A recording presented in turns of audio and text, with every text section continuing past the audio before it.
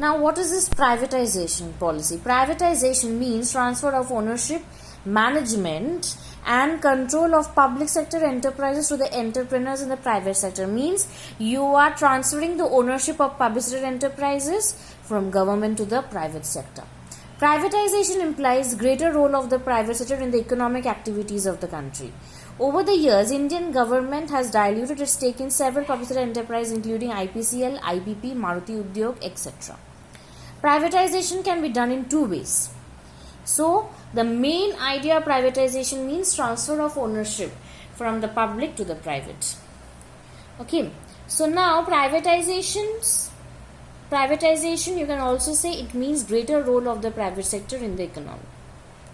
Privatization can be done in two ways: transfer of ownership and management of public sector companies from the government to the private sector. Privatization of the public sector undertakings by selling a part of their equity of PSUs to the public. This process is known as disinvestment. So either there is full transfer of ownership, or either that you are selling the shares or the equities of the public sector to the public, where there is a partial ownership.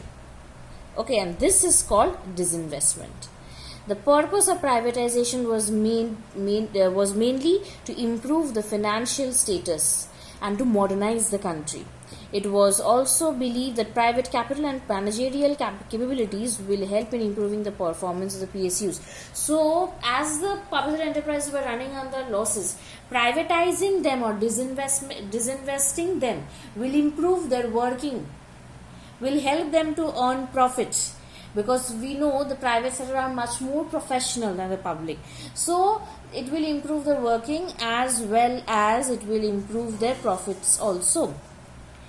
Now, this is very important, Navratnas and Miniratnas. The government also made attempts to improve the efficiency of public sector undertakings by giving the autonomy in taking managerial decisions. For instance, some PSUs have been granted special status as Navaratna and Miniratna.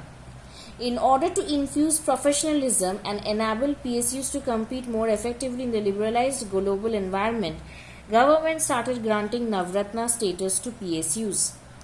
In order to infuse professionalism and enable PSUs to compete more effectively in the liberalized global environment, government started granting Navaratna status to PSUs. They were given greater managerial and operational autonomy in taking various decisions to run the company effectively. The granting of Navratna status resulted in better performance of these companies. Apart from this, other profit-making enterprises were granted greater operational, financial and managerial autonomy. They were referred as Miniratnas. On 13 September 2017, there were 8 Maharatnas, 16 Navaratnas and 74 Miniratnas. So, what did the government do to save this public sector undertakings? First was, it granted special status to them by assigning the name of Navaratna and Miniratna. Now, to induce the professionalism which is there in the private sector, to induce the professionalism in public sector so that they can compete in this liberalized and competitive Indian economy, they started giving the title of Navaratna. They started giving the status of Navaratna to the public sector undertakings. Why did they give the status of Navaratna? Means they were given managerial and operational powers.